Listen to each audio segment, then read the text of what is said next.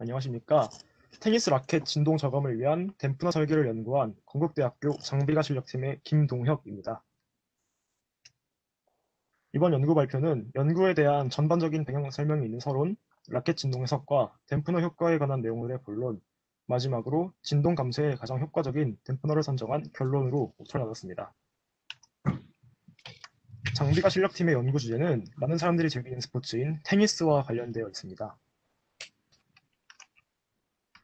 테니스를 즐기는 사람들 중 상당수는 팔꿈치에서 통증을 느끼는 경우가 있습니다. 바로 테니스 엘보우라는 부상 때문입니다. 장비가 실력팀은 테니스 엘보우를 방지할 수 있는 테니스 댐프너를 연구 주제로 정했습니다. 테니스 라켓에 부착하는 댐프너는 테니스를 플레이하는 선수의 편의를 위한 장비입니다. 라켓 스트로크 시 팔로 전해지는 진동을 억제하고 부상을 방지하여 경기력을 향상시키는 효과가 있습니다.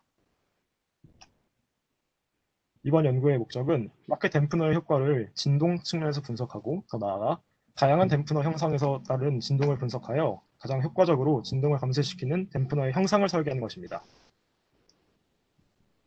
라켓 댐프너의 효과를 진동 측면에서 분석하고 또 가장 효과적으로 진동을 감소시키는 댐프너의 형상을 설계하기 위해서 다음과 같은 연구 단계를 수립했습니다.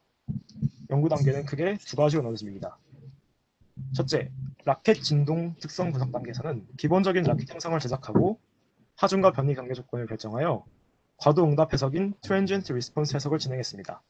둘째로, 라켓 댐프너 설계에서는 형상과 크기에 따라서 댐프너 후보를 제작하고 라켓 진동 특성 분석 단계에 Transient Response 해석을 반복 수행해서 가장 효과적인 댐프너를 선정했습니다.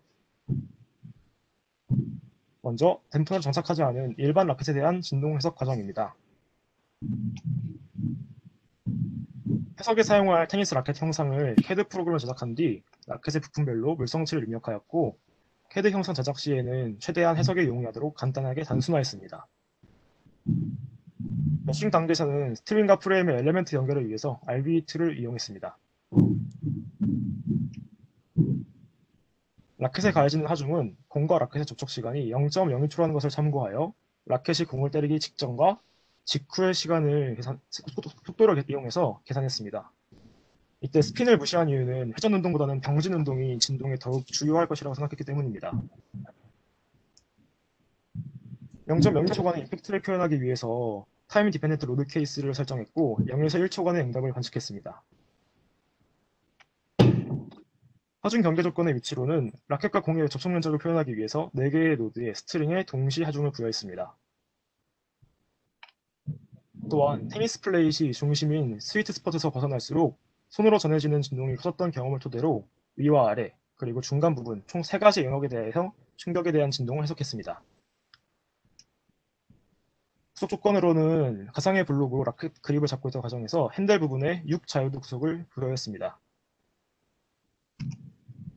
진동을 측정할 노드는 실제 테니스 플레이 시 가장 많이 진동을 느끼는 부분인 엄지와 검지 사이의 노드로 정했습니다. 앞서 설명한 하중 경계 조건을 댐프너를 장착하지 않은 라켓에 적용해서 Transient Response Analysis를 실행했습니다. 그 결과를 위치에 따른 변이선들 나타낸 결과 센터에서 가장 큰 진폭을 보였고 탑과 바텀은 센터에 비해 약 3분의 1가량의 진동을 나타났습니다. 세 가지 경우 모두 주기는 거의 일치하였습니다. 이후로는 댐프너를 장착한 라켓에 대한 진동 해석입니다. 가장 효과적으로 진동을 저감시킬 수 있는 댐프너의 형상을 설계하기 위해서 총 5가지 형상의 댐프너를 라켓에 장착하여 이전에 시행한 Transient Response Analysis를 반복 수행했습니다.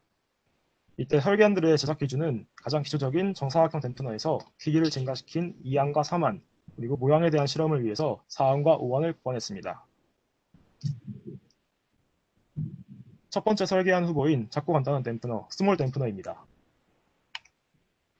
스몰 댐프너는 댐프너가 없는 라켓과 마찬가지로 센터의 진폭이 가장 크게 나타났고 3가지 영역의 주기 또한 거의 일치했습니다. 차이점으로는 탑과 바텀의 격차가 더 커졌는데 이는 댐프너의 장착 위치가 아래쪽이기 때문으로 보입니다. 다음으로는 크기가 조금 더 커진 미들 댐프너입니다. 미들 댐프너는 이전과 달리 센터의 진폭이 가장 작게 나타났습니다. 크기에 대한 마지막 비교인 가장 큰 크기의 빅 댐프너입니다. 미들 댐프너와 마찬가지로 빅 댐프너 또한 센터의 진폭이 가장 작게 안착되었습니다. 이제부터는 형상이 다른 댐프너를 살펴봅니다. 가장 먼저 서클 댐프너입니다. 서클 댐프너는 댐프너를 장착하지 않은 라켓에 비해서 센터의 변이선도가 절반 이하로 감소했습니다.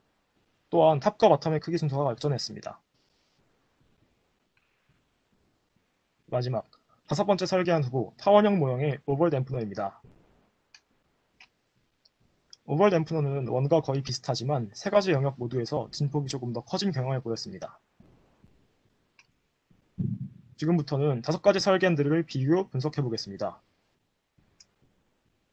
다섯 가지 형상의 댐프너는 각각 고유의 특성을 가진 그래프를 만들었습니다. 따라서 장비가 실력팀은 댐프너들을 서로 비교하기 위한 기준을 필요로 하게 되었고, 최대 진폭값인 피크값과 RMS 값으로 표현되는 진동량을 댐프너의 성능 척도로 사용했습니다.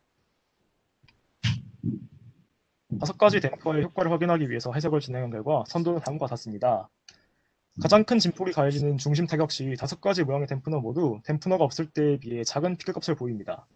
댐프너의 효과는 진폭상으로 확연히 나타났고 주기에는 영향이 거의 없는 것으로 나타났습니다.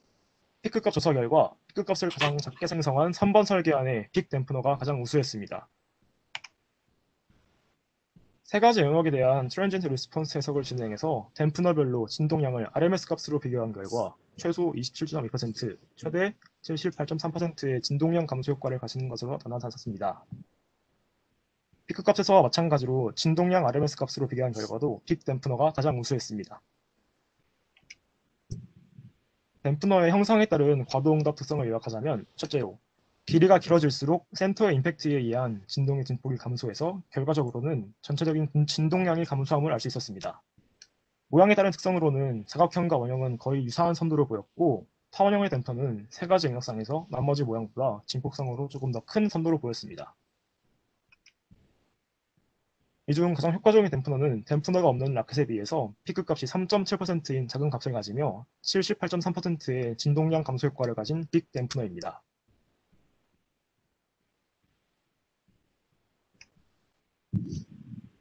저희는 생활 속 아이템을 선정하여 캐드와 이완 요소 모델링 이후 테니스 공에 의한 임팩트 과도 응답을 분석하고 적합한 라켓 댐프너를 설계하기 위해서 다양한 형상과 크기의 후보를 통해 진동 저감을 위한 댐프너를 설계했습니다. 이를 통해서 실생활 속의 물리 현상을 해석하고 더 나아가 새로운 개선 설계의 성능을 확인할 수 있었습니다. 여기까지가 장비가 실력팀의 발표였습니다. 감사합니다. 네, 수고 많으셨습니다. 질의응답 시간 갖도록 하겠습니다.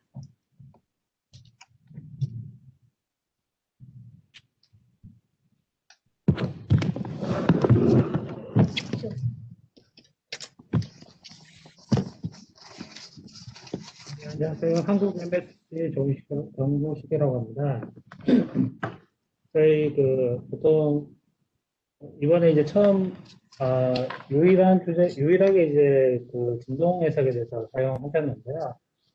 네, 좋은 발표 내용 잘 봤습니다. 일단 질문 드릴 내용은 다이나믹 같은 경우 저희가 가장 중요한 요소가 이제 강성 그리고 질량 그리고 댐핑 값이 있는데요. 지금 강성과 이제 질량에 대한 모델링에 대한 정보들은 좀 나와 있는데, 혹시 댐핑에 대한 정보들을 좀 확인할 수 있을까요? 네, 저희가 댐핑은 지금 애널리시스 탭에서 애널리시스 파라미터를 이용해서 도입했는데요. 도입하지 않으면 얘네가 계속 무한히 진동을 해서 저희는 이 재료에 대해서 재료가 자체적으로 솟아시킬 수 있는 에너지를 표현하기 위해서 디폴트 값으로 지금 감쇄 개수를 도입했고 W3랑 W4라는 이 댐핑 코에피션트를 스트럭처 댐핑이랑 비스커스 댐핑이랑 동치시킬 수 있는 개수를 도입했어야 되는데 저희가 그거를 실험적으로는 알 수 없어서 저희가 적절한 값을 배분해가지고 도입했습니다. 그럼 어느 정도 값 사용해서 넣으셨나요? 저희 댐핑 개수는 0.001 넣었고 WC-랑 W4는 얘네가 비스커스랑 스트럭처 댐핑이 1대1이라고 생각하고 1을 넣었습니다. 네, 알겠습니다. 그래서 일단은 댐핑은 제가 보기에는 좀 너무 적게 들어간 걸로 판단이 되고요. 물론 단위기에 따라 좀 차이는 있겠지만 적은 걸로 보이고요. 두 번째로는 어쨌든 상대적인 이제 결과과 비교 자체나 유의미하기 때문에 좋은 내용이라고 판단이 됩니다. 그리고 추가적으로 지금 측정된 부분이 이제 후속 지점 바로 근처 부분에서 측정이 돼서 측정값이 좀 늦게 나왔을 것 같은데 뭐 거기에 대한 의문은 없으셨나요? 지금 측정 진동 측정 부분 말씀하시는 건가요? 네, 네, 맞습니다. 네. 진동 측정 부분이 저희가 아까 슬라이드에서 보여드렸던 것처럼 손잡이 바로 윗부분에 보통 엄지랑 검지 사이에 진동량을 가장 많이 느끼는 부분으로 저희가 선택해서 이거 측정을 한 것이라 네, 네. 지금 결국에는 스트링을 진동을 하려는 게 아니라 저희가 부상 목적으로 손으로 이제 제어를 할 수 있는 부분에다가 일부러 그렇게 잡았습니다. 네, 알겠습니다. 감사합니다.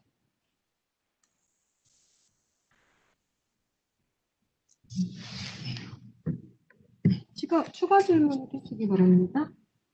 온라인으로 접속해 주신 심사위원분께서도 질문 부탁드리겠습니다.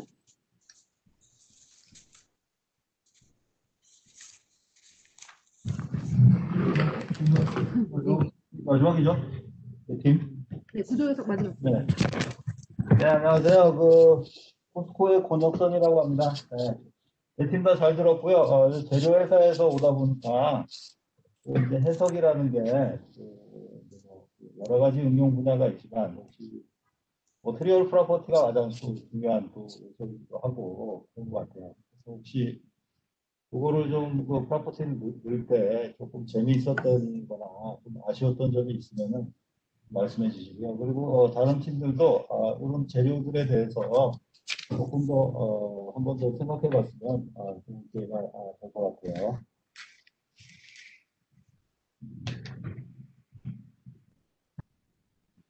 지금 물성치랑 그쪽 어떻게 선정하셨는지 질문하신 거 맞나요? 네.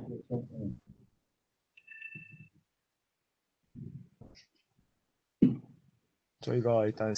저희는 라켓의 구성 부분을 스트링이랑 라켓 프레임으로 일단 지금 재료를 나눴고 댐프너를 추가적으로 선정할 때는 얘네가 굉장히 뭐 고무줄이든 뭐 실리콘이든 얘네가 되게 다양한 댐프너가 있어가지고 저희는 일단 실리콘으로 물성치를 넣었고 라켓 프레임에는 SP 합성 수지 폴리에틸렌을 도입해가지고 그러한 물성치를 넣었습니다. 또한 스트링에는 나일론 스트링을 이용해가지고 그러한 물성치를 사용했습니다.